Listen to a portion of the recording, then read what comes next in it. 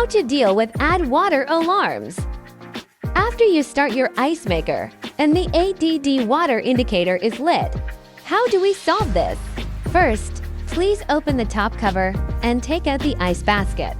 As you can see, although there is a little water in the water tank, the pump is not able to carry water successfully.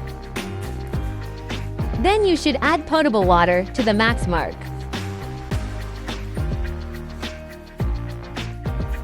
Restart your ice maker. Look, your ice maker can work normally now.